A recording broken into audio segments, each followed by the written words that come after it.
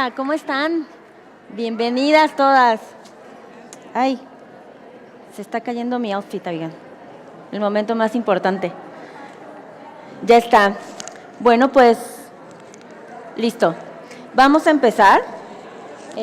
Como ven, hoy tenemos la participación de Sophia y Nia en Zoom, que estamos muy emocionadas de estar acá.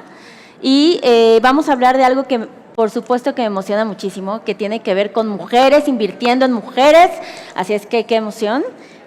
We're very happy to have you here, Sophia and Nia. We are very excited to talk to you. And let's dive in.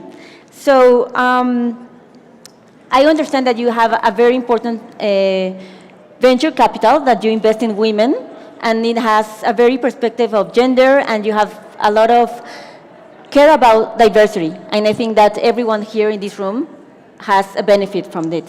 So, what is the most underestimated opportunity in today's capital markets, and why is it still being so overlooked? Well, thank you so much for having us. We're so sorry we were unable to be with you all in person. Okay. We were trying to take the extra time to sort of practice an intro that we would do in Spanish, but it was deemed that our Spanish still needs a little bit of work, but we'll spare you from it, but know that we're so excited to That's be okay. and remotely. We will be much better practice for next year. We'll be happy. Absolutely. Yeah, I love the question just about sort of venture capital and sort of where we see markets that are being undervalued and really, overlooked. And that, I think, really was the genesis of us starting the venture capital line of business at Union Heritage. We really felt that when we looked at deals that we were seeing as angels, conversations that we were having, kind of always being in rooms and tables that were advocating for equity of varying kinds, that underrepresented founders, underrepresented geographies had the opportunity to really generate value, but the market really wasn't seeing the value there. And that in finance is one of the first rules, right? You want to buy at the right price early enough, and you want to take the ride as the company generates more value and excess return for you and your investors. And we decided that we thought we could do that best in the Midwest, starting in Michigan, focusing on women, people of color, military veterans, founders that identify as being LGBTQ+.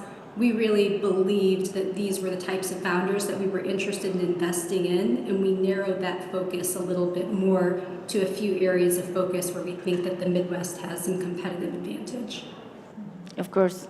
That's awesome. And definitely I believe that we have to give these kind of voices very important because everyone will get a benefit from it. When women decide to give money to companies that are caring about all these missions, and it's crazy for me that we are still talking about groups that are not very represented. We are heart of the humanity in the world. We are not just, like a small group. So at what point did you realize that capital allocation is not just financial, it's not just cultural, but also so political? Well, I think you hit the nail on the head, Barbara. We're 51% of the world's population, and we're treated as though we are a special interest group. It's not only illogical when you look at the math, frankly, it's stupid business policy when you think about the fact that solutions for 51% of the population are often being underinvested in. We see that as an absolute failure to gather the largest and most exceptional ROI out there. If you're not investing in us or creating solutions for us, you're missing participating in the profits that those solutions create. And I think we are so incredibly fortunate that our firm is so centered in diversity of thought. We are majority African American owned, we are majority women owned. And neither of those designations make us special interest. What I think it does is it makes us expert in rooms because it's easy for us to identify what has traditionally been ignored and what's being left on the table. Sure. And I think what's also interesting is, we have been longtime angel investors. We've been operators. We've run a startup. We've gone through the motions of raising capital.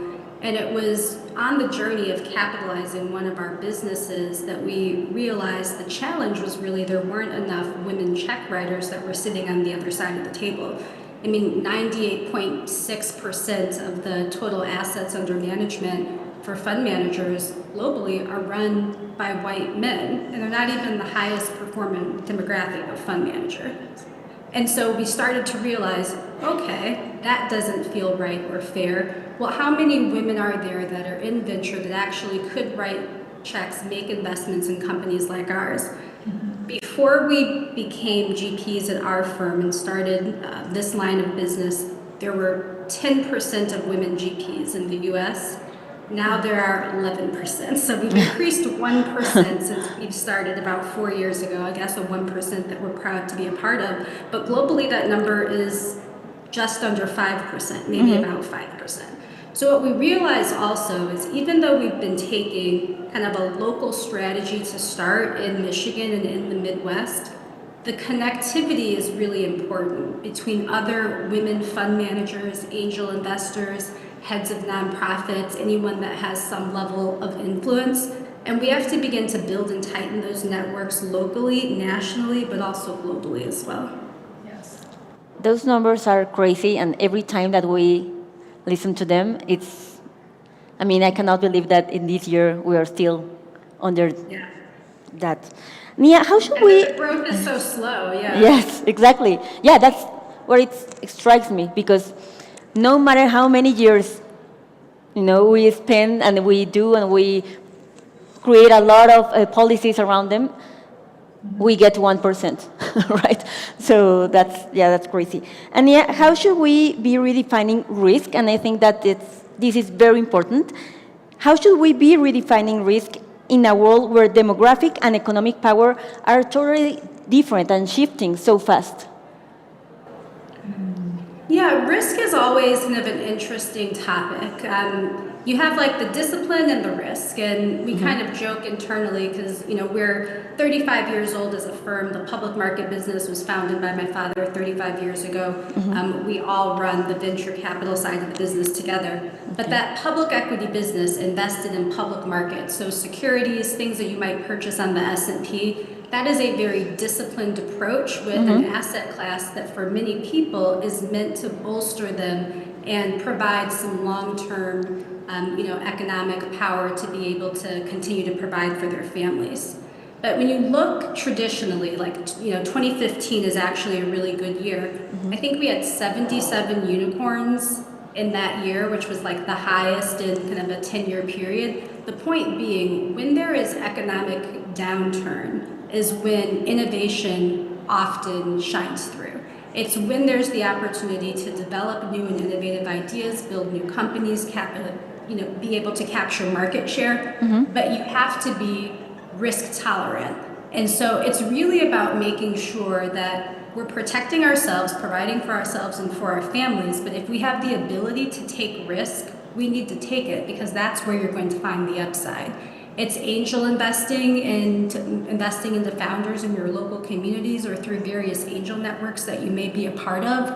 But oftentimes, and especially as women, we can be sometimes conditioned to be risk averse because it oftentimes has been either our job or our responsibility to protect everybody around us. But the risk is really important because the risk is what allows us to have the opportunity to really drive alpha and to really think about what wealth creation can look like as women investors. Totally. And I think that the women, and I guess that most of you can relate to this, we don't like to take risks. And it's proven that women prefer to donate money than to invest because they prefer to know in advance that they are giving up that money instead of actually having this risk of gaining more money that you spend. So, of course, we are very happy that women are donating money. Please do not stop doing that.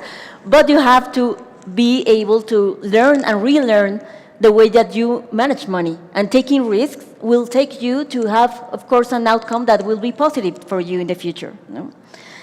Sophia, what if culture shapes consumer behavior? Why isn't culture formally priced into venture models like we have currently?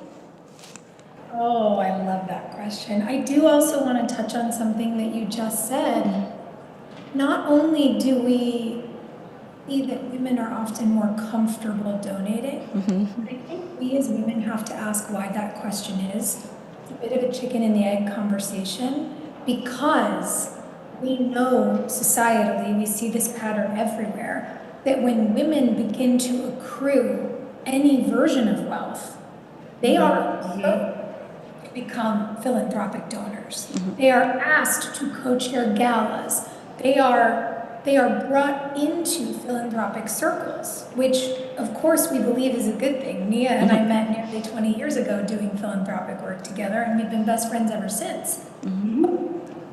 When men are observed creating wealth, succeeding, getting a promotion, exiting a company, they are approached to invest in others. They are offered deals. They are brought into the room where it happens.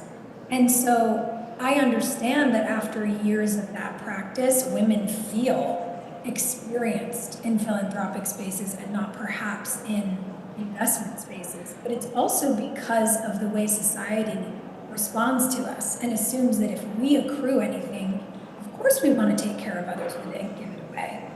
Why would we need to make more when men are only offered the opportunity to make more? And I think Nia's point, when we're assessing what we do, risk and tolerance for all of these things, we have to also say we want to do good and we want to do well. We want to be able to participate in both places, not have them be so separated by something as silly as gender. So I think that is a good thing for all of us in this room, both in person and digitally, to work on together. When it comes to culture, I think about this a lot, because when we met all those years ago working on philanthropic initiatives, I was working on my first TV series, and I was an executive at Viacom. We were literally making culture. And I think part of the reason that culture isn't priced into these models is because it's a vibe. Not everyone understands it. Not everyone understands the value of it. You'll see somebody like me who has a great political voice be told to shut up and stick to acting. You'll see a news anchor in our home country dare to say to LeBron James, shut up and dribble. The influence of culture, I think, is not always understood by more traditional places, but it is absolutely essential to pressing forward.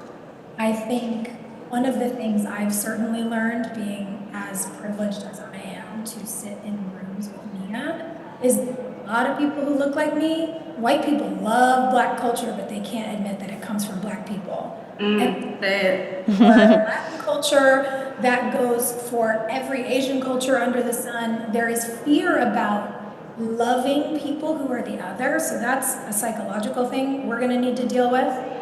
I think in terms of business, knowing that, seeing the profit people are willing to make, participating in culture, but the way that they try to hold the culture makers, women, people of color, out of the room, was something we really wanted to analyze both from a moral core and also from a fiscal standpoint at our firm. So cultural expertise is centered in what we do. Diversity is centered at our firm. That expertise leads the way.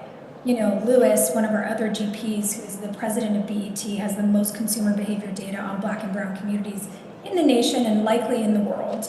Dawn, who is our head of private market investments for us, is the chicest Black woman you have ever met in your life, next to Nia, who is an MBA and a PhD holder in cultural anthropology. Ashley on our team is a Harvard MBA. Drew on our team holds a PhD in bioengineering. We have diversity of easily identifiable traits that you see on us when we walk in a room, and we have diversity of deep expertise on our team. And What that's allowed for us to do is use our first two funds as proving grounds, because everyone loves the idea of what we're doing, but they're a little nervous about it. And in our third fund, upcoming, you will really see this three of these metrics that we've proven out be central. All of it's coming together in how we influence our investment strategy, and I think people are going to be really excited about it. I know I am. Well, that's amazing. Nia, you've been doing this for a long time.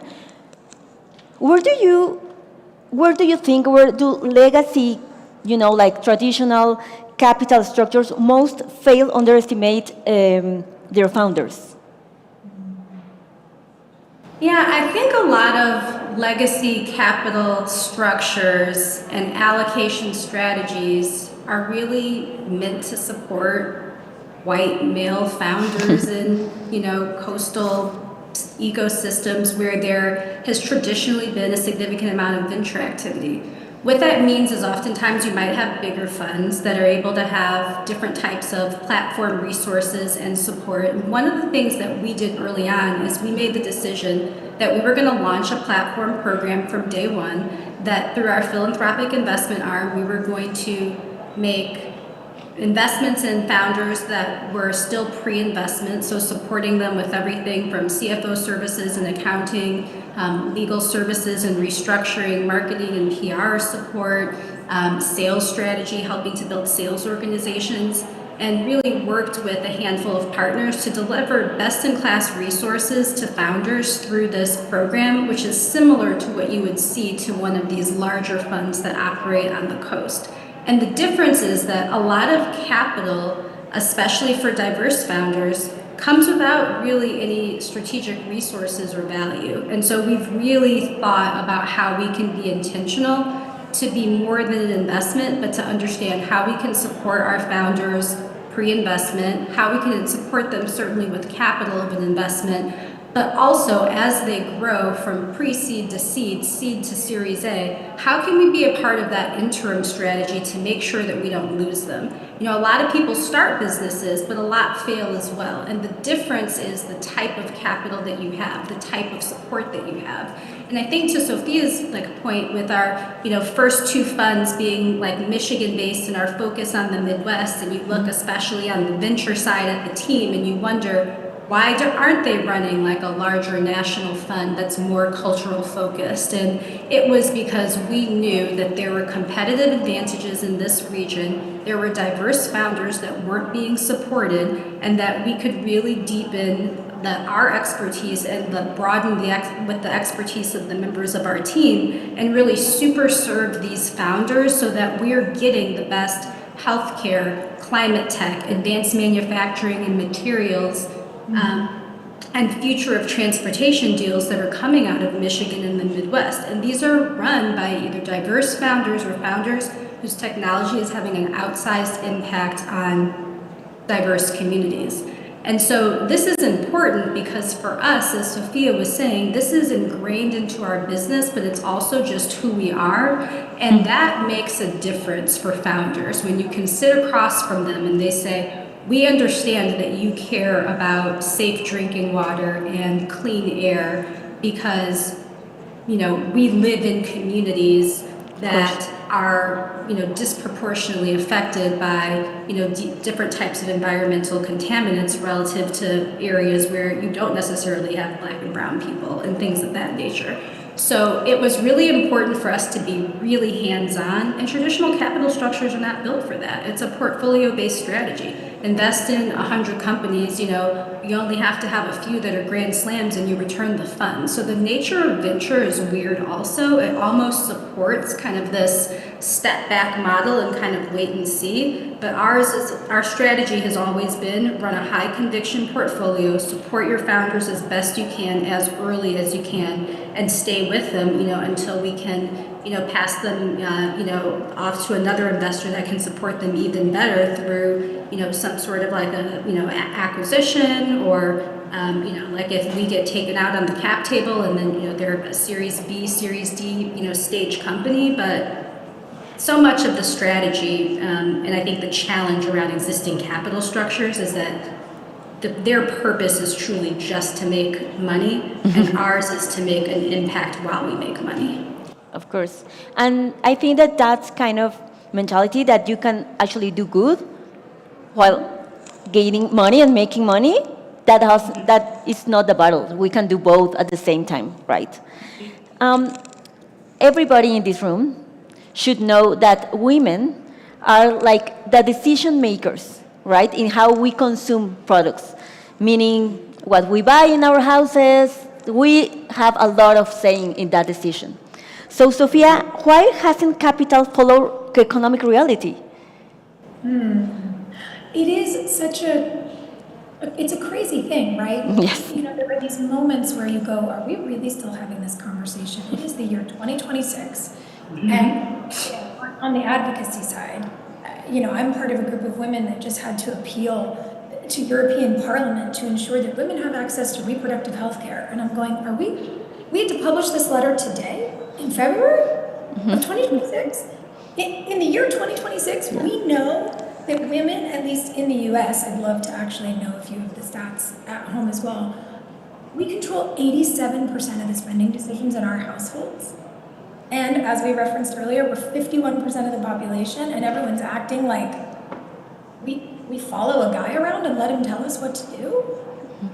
Hello? It's so crazy to me that I almost want to laugh about it, but it is also, I think, when we sit in our office and we talk about what the future of the economy looks like, it's math that you would never make an investment decision based on. Yet our society is running on this invisible decision, on this willingness to deny fact. And I think, again, much like we have to figure out how to put ourselves in spaces where we are both donating and investing, as Nia said, where we are making an impact and we are making money. It requires a repetition of a new possibility, I believe. Maybe that's, my day job as a storyteller. But as we talk about the way we work, so many people will say, oh, you girls run an impact fund. First of all, I'm over 40. I'm not a girl. I'm a woman. Thank you, sir. And we don't run an impact fund. We run a venture fund that is impactful. Mm-hmm. And people aren't used to that. They're still that's really good. Yeah. And so, make no mistake, we are here to make money, but we are here to do it in a way that ripples positively in our communities and communities around the world. And both are possible at the same time. And so I do believe that it requires a reconditioning. And while I am frustrated and at times screaming into the void about the fact that it's 2026 and we're still having some of these conversations, when I pull back and I really think about the power of story, the influence of culture, I realize this is a story we have to begin to retell, and it has to undo generations of bad cultural conditioning. But I do believe, think about everybody in this room with us today. Who better to do it than us? Who better to rewrite the story for the future so our daughters are not having this conversation when they're 40? Going, can you believe we're still doing what we're doing? That's just not it. We're not doing that. Totally. Yeah, that's a very good point. Nia, you have highlighted the need for a systematic cooperation between government and philanthropy that we have spoken, and business to expand early capital stage businesses, right? What policies or partnerships, so what do we have to do to accelerate all the inclusive investment ecosystem that will be beneficial for everybody? Yeah, I think ecosystem, the word that you used and how you framed the question, is incredibly important. So when we talk about early stage investment, a lot of the conversation is rightly so focused on the founders, so that they're kind of the challenges and the friction to accessing capital and to accessing it quickly.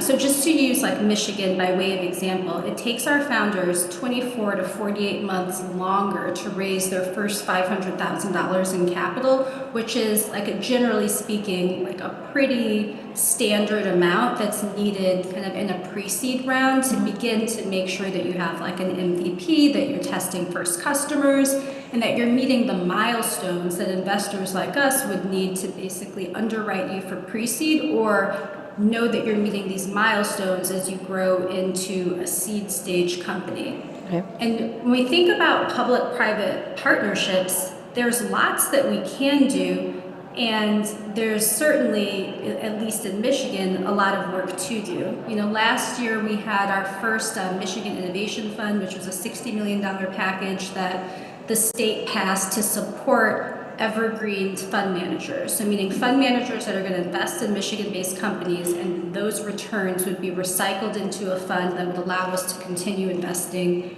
in Michigan funds. You know, we weren't a recipient of that program. You know, we hope that in version 2.0 we'll be a recipient of that, but we were already doing that. We had already launched a pre-seed evergreen fund, you know, in partnership with the state also through another like wonderful program that we were able to participate with. And now what we're understanding, you know, 2 years into the advocacy work that it even took to get V1 passed, is we have to have a statewide advocacy strategy. We have to have a clear communication strategy about what it is that we do different compared to other markets so that they understand what they're building. We need to have the support and partnership of the business community to really give our startups a testing ground to have first customers, because that's such an important part of the process. So everybody has like a role that they can play. You know, philanthropy, incredibly important. One, not only for their endowments, becoming LPs in funds and potentially being able to take more risk or the perception of risk on diverse fund managers, so there's the power of their endowment, but also the ability programmatically to help fund entrepreneur support organizations and other types of programs that really offer resources but non-dilutive capital to startups early enough in their journey. And so that collaboration, that multi-stakeholder approach, for me, really has to be about shortening the amount of time that it takes founders to raise money and reducing the friction in the pathway, because the rest of it will happen organically. You're going to take some risk. There will be some failure. Innovation requires failure. That's the nature of venture. That's the nature of innovation. And we have to be comfortable with that. And we also have to understand that it will also include some stakeholder risk and engagement as well. And so that collaboration is really important. And, you know, for example, in Michigan, you know, if we could have $100 million in the budget every year that is meant to allocate to fund managers that are investing in Michigan companies, then those fund managers know that they're going to have resources for the founders, and the money gets there quickly. The founders have to raise money, and then guess what? Us as fund managers, we're out there raising money as well. So everybody's out there like trying to raise money, but are we really supporting innovation as early as we can? That's really the challenge, and that is the window that we're trying to narrow, and we have to do that kind of in community and in partnership. Totally. And I love the fact that Nia has said something very important, that we have to feel comfortable about failure.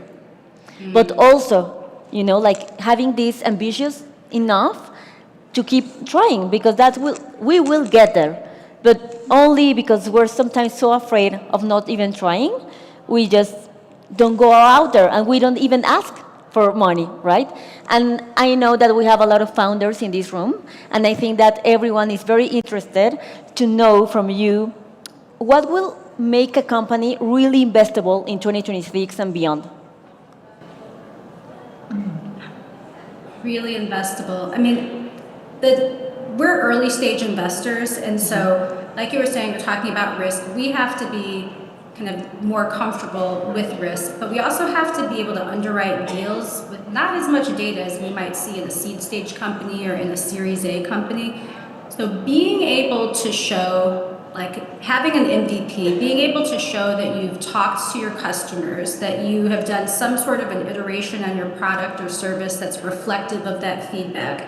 Every company is AI now, but the point is, AI can be integrated into your product and service, but it certainly should be integrated into your operations and into your work streams. I think you need to show investors that you understand how to be efficient with capital, and you have to try and give us more information to help us get comfortable making an investment decision. I'm one of those investors. I really think it's kind of the mechanics of a deal. We see lots of great deals. I'm sure there are founders in the room that have incredible businesses. But almost always what we're underwriting is execution risk. So do we think that the founder across the table, themselves with their team, with their strategy, there's enough information for us to decide that what they say they want to do, they can do, and we can help support them.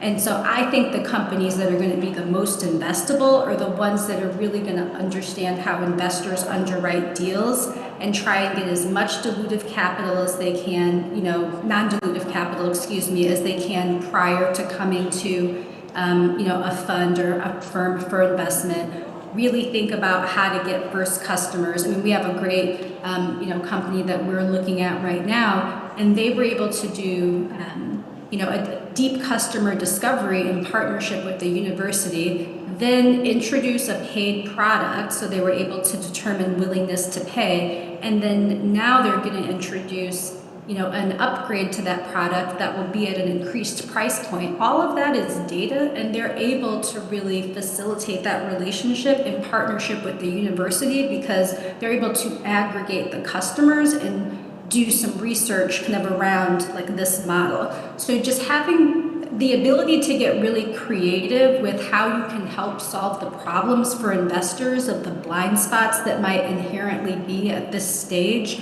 it's easier for us to say yes. We want to say yes. We see really great deals all the time, and if we understand kind of what the innovation is, we meet the founder, we like them. What we're going back to our investment team and saying is, okay, let's meet with them, let's dive a little deeper, and can we get to a yes? Sometimes we can and sometimes we can't, but more often than not, the reasons that we don't are because we don't feel like we have enough information and confidence in the founder, or in the business model. Totally. In data, we trust. That's very important in every business. And we're running out of time, but I don't want to leave without asking you this because I think it's very interesting for everybody. 10 years from now, what will we look back on and say we completely mispriced this? Name one or two. I mean, frankly, I still think we're undervaluing women's sports, but everybody knows I think that way. Mm-hmm. Yeah, sports, totally. We just had a great conversation about it. So yeah, it was very good. We watched. Yeah, perfect. Okay, well, thank you for being here. Thank you for not only speaking about these topics and having conversations. I think we have enough conversations of this. I think it's time for ACT, and it's incredible to have these women, and I think a lot of women also here, and actively investing in other companies and that have this perspective of gender. And it's great to see how we can together do great things. So thank you, everybody.